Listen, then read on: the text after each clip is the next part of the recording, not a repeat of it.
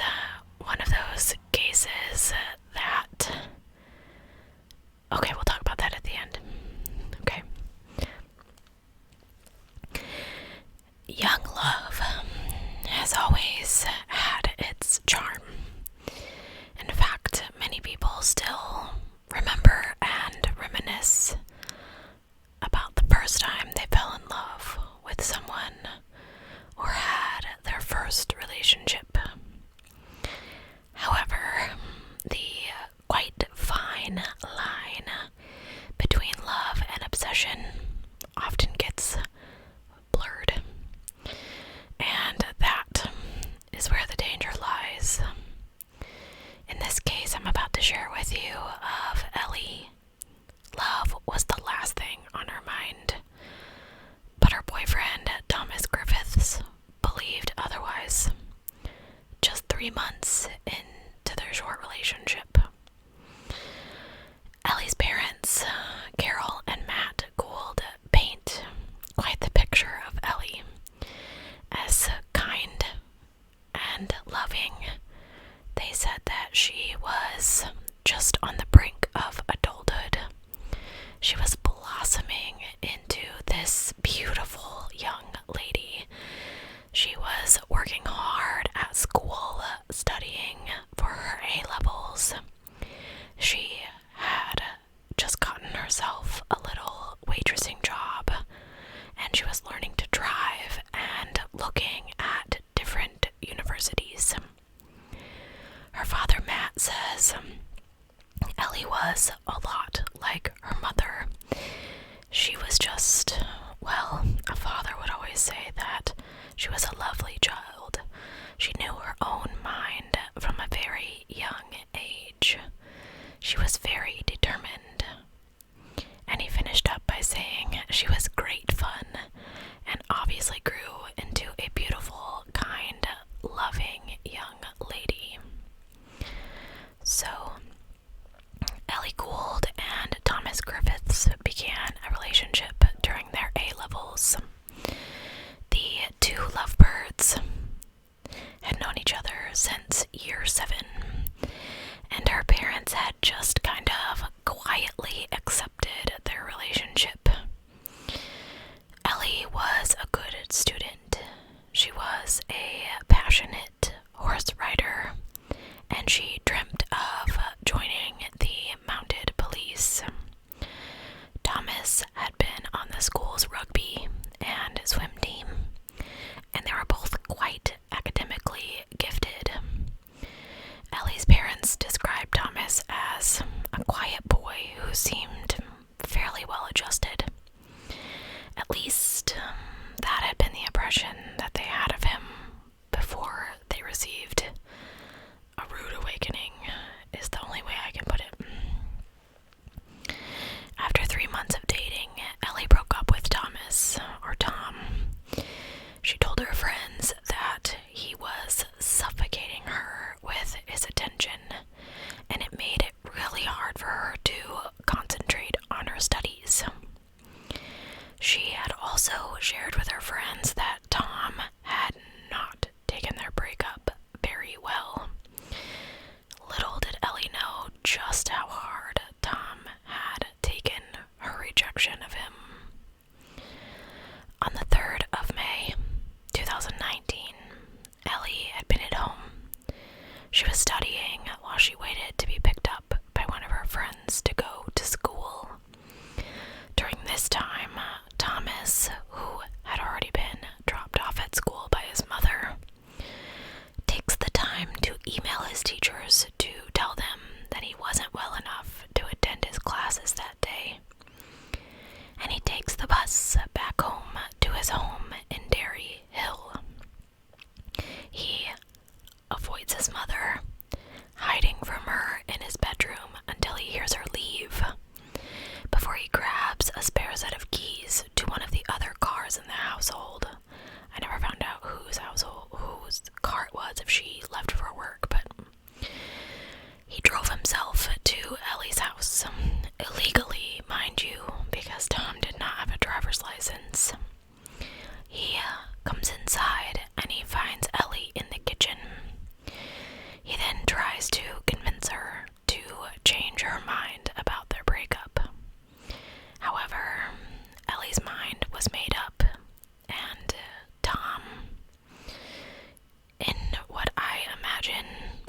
his haze of anger, tried to strangle Ellie. And when that really didn't work, he grabs one of the knives from the kitchen counter and he stabs her in the neck 13 times. When the reality of his actions set in, Tom does some pretty crazy stuff, at least in my opinion. He proceeds to clean up the crime. In fact, he spent like an hour doing just that. First, he leaves Ellie on the floor of the kitchen and he leaves the knife in her hand so that it looks like she committed suicide. Next, he found some like clothes and an apron in which he used to clean up any excess blood and any trace of his presence in her house. He then takes off his sneakers and washes them in the kitchen sink. He also, and this just absolutely horrified me, he picks up Ellie's phone and he uses her finger to unlock it, because you know it has one of those finger lock screens. And he texts her friend to tell her, hey, don't come pick me up for school. He then proceeds to gather up all of the bloody clothes that he used to clean the scene, and he drives home. He proceeds to change his clothes at home. He puts his bloody clothes in the wash machine, and then he goes and dumps the bag of bloody clothes in a nearby, like, woodsy area. On his way back from doing this, a neighbor spots Tom and offers to drive him to school. He accepts and goes back to school, even though he had already emailed his teachers and told them he wasn't feeling well enough to attend. According to most people that saw or spoke with Tom that day, he acted completely normal, except he sent some group Snapchats saying he was just having a rough day and that his anxiety had been really up, and that's why he had these scratches on his neck, because he had been scratching himself due to his nerves. Only those were really defensive wounds inflicted by Ellie as she tried to escape him.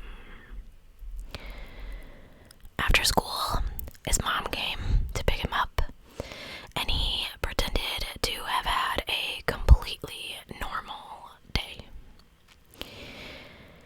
Around 3 o'clock, Ellie's father came home and found her on the kitchen floor. He was completely unable to believe what he was seeing, and he called his wife before he called the police. And he was hysterical, and Ellie's mom remembers that she thought it was just like a horrible accident. She thought, he said, you have to come home, Ellie's had an accident, and she thought, oh my gosh, what's she done? Like, why is she home? She should be at school. And when she arrived at the house, she saw Matt outside sobbing, and there was a police officer there, and they stopped her and asked her who she was, and she said, I'm Ellie's mother, what's going on? And she looked at her husband, and her husband said, she's dead.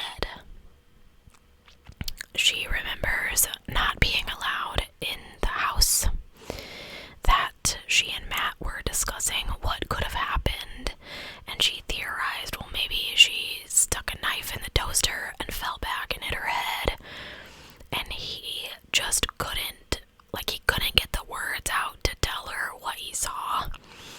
And he suddenly said to her, there was too much blood, Carol. And she just couldn't get her head around what that meant. And he really has just never been able to talk about finding Ellie on the kitchen floor, and I completely understand that. So, her mom, Carol, says,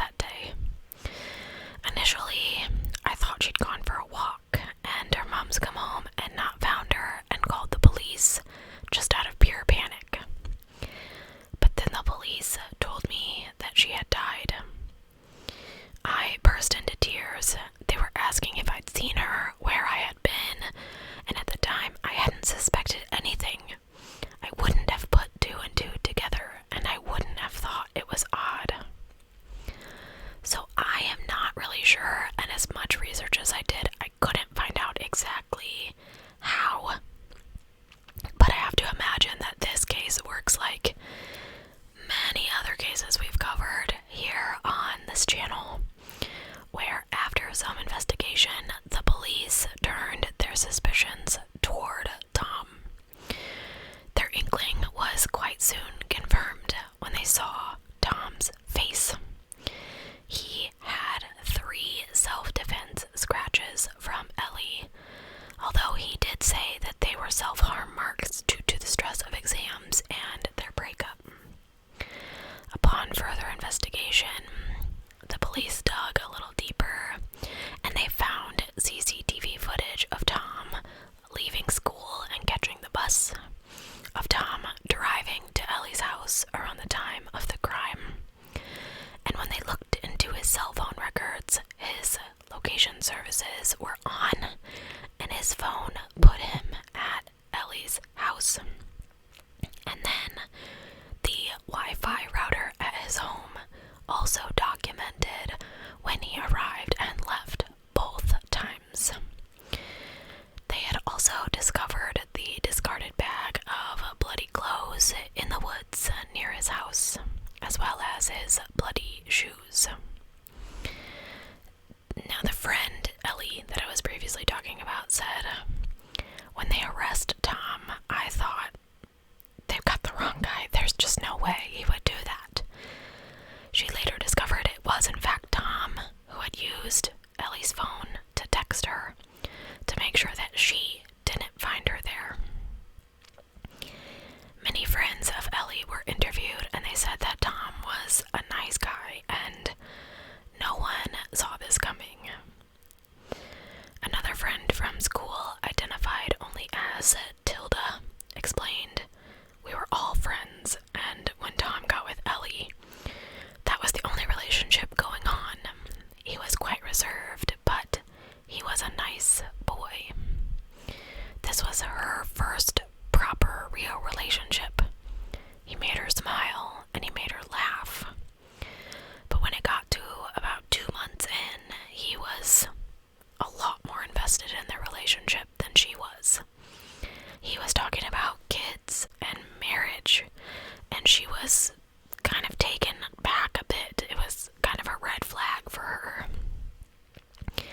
Tilda also revealed that she discovered Tom was Ellie's killer via an Instagram message. Can you imagine? She said she looked on Instagram and she looked on the DMs, and someone had sent, "Has anyone heard from Tom?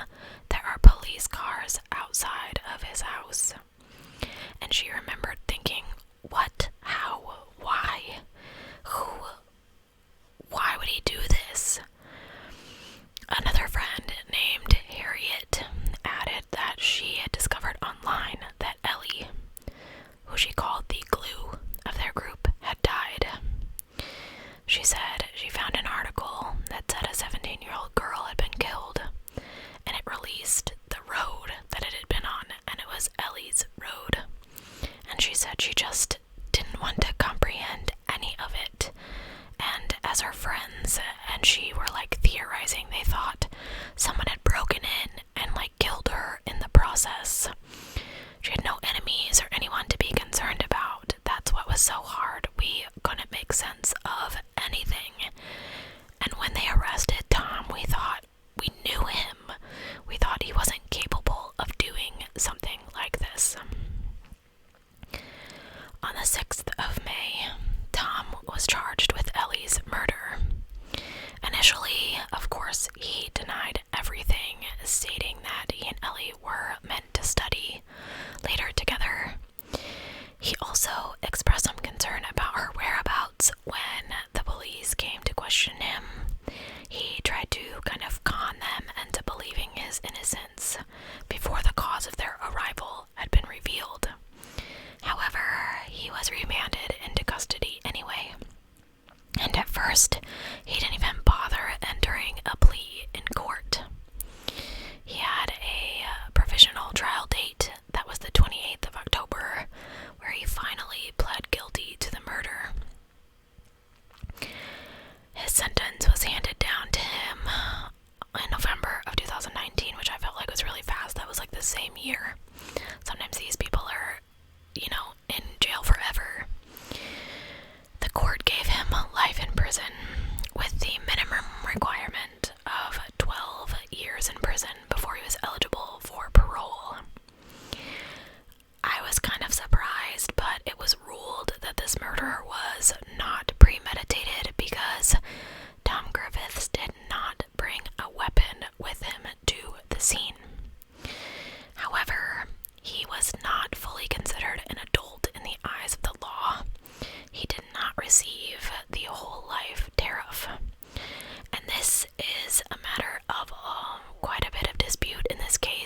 including Ellie's parents.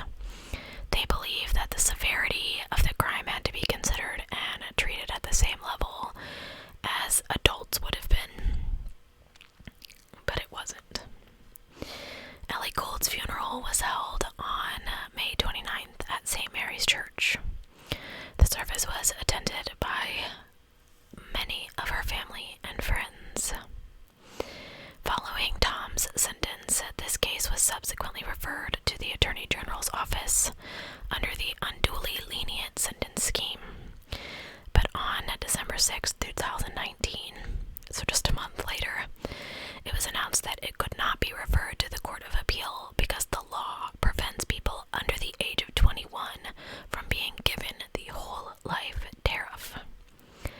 Speaking of the decision, Gould described the legal process as a crazy system where those people under the age of 18 have the same starting point as younger children. There's a huge difference between a 10-year-old and an 18-year-old, and really, I think the laws need to be changed, she said. Ellie's friends began a campaign to have compulsory self-defense lessons taught in schools, feeling that basic knowledge of self-defense would have saved Ellie's life, and that it should be taught alongside subjects like swimming and road safety. I agree with this.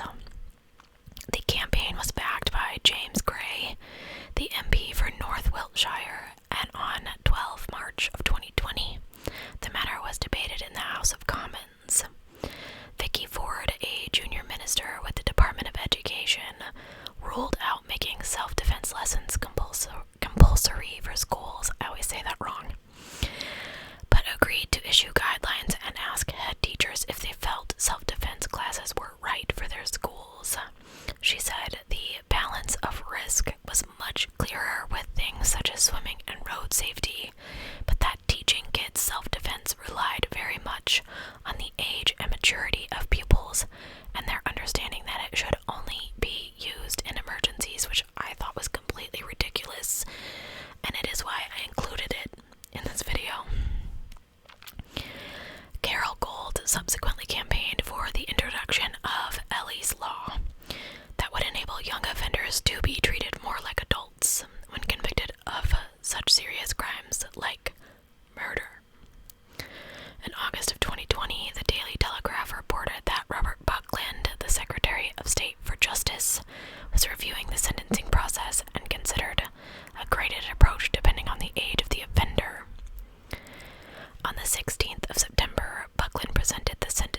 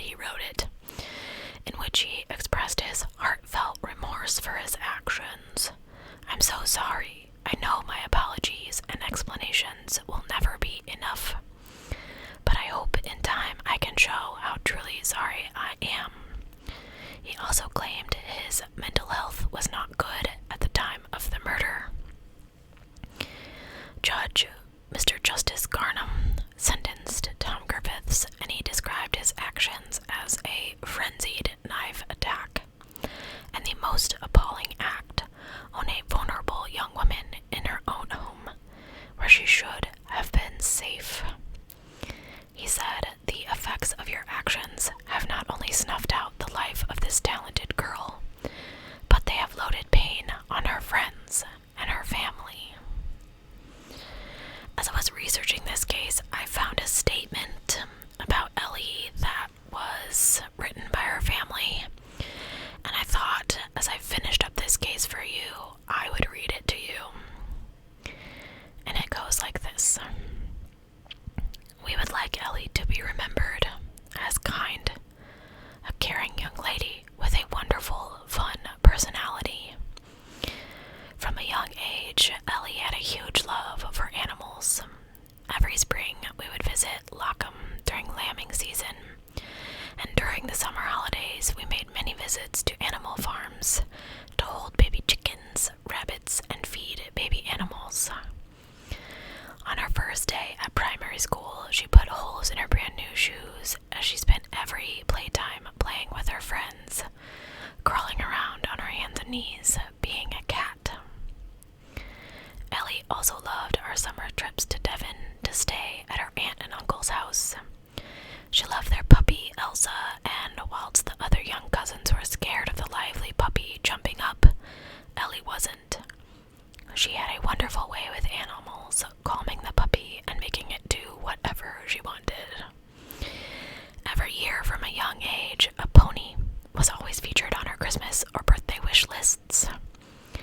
As her parents, we tried to get away with buying a hobby horse to run around the garden, but the pleas continued on, so we adopted an Exmoor pony. However, due to the distance, we could only visit just twice a year. Finally, we decided as we lived in beautiful rural Wiltshire, we'd buy her a pony, Missy. Missy was white with a long flowing mane and tail. She looked like a unicorn when she was white, although more often than not she looked brown as she'd been rolling in the mud. Ellie spent hours brushing her, plaiting her mane and tail. She loved showing her off at local shows in the prettiest pony classes, and she was so proud one year to come first at Foxham Show in the best family pony class. Ellie's natural riding ability improved immensely, and in no time she was ready to move on to her next pony, Blackjack. Again, winters and summers, she competed in local shows and cross-country events. It was nail-biting to watch as she would gallop past and fly over enormous cross-country jumps. She also spent the summer months, often just herself and her beloved Blackjack, hacking over Wiltshire's beautiful countryside. Ellie loved the sixth form at school where she was studying for A-levels. She'd built up a close group of friends who would often meet up at weekends and do activities such as escape rooms. She would often ask if the group could meet at our house. "It's just a gathering, Mum, not a party," she'd say. We talked about visits to university open days and apprenticeships with the police force, and she wondered if she could get into the mounted police with her riding skills. Whilst she was excited about the next step in her life, she also said, "But I don't want the sixth form to end, as I love it so much." Ellie had a lovely relationship with her older brother growing up. They rarely argued as she was fun-loving and a joy to be around. We would like Ellie to be remembered as a kind, caring young lady with a wonderful, fun personality. Ellie's favorite charity was Riding for the Disabled, who runs activities for disabled children and adults, and we ask that any donations in Ellie's memory are made to this charity so they can continue their fantastic work. That is what Ellie would have wanted. And finally, we'd like to thank the community in Colleen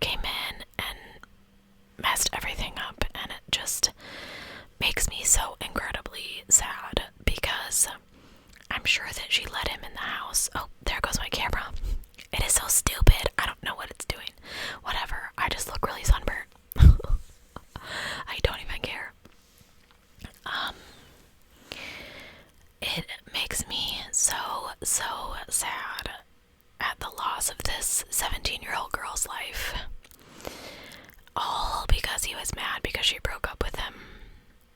And sometimes I think about what a strange world it is that we live in, where something like that leads to something like that. Like, I have been broken up with. I have been brokenhearted. I have been devastated. I have felt like I was going to die, but I never extended my rage to that level. And I have to wonder, why is it happening so often? Why do people see murder as the answer to their problems? And I really don't have an answer to that. Anyway, thank you guys so much for being here this evening. I hope you enjoyed this case. I believe it was a request, but my list got all jacked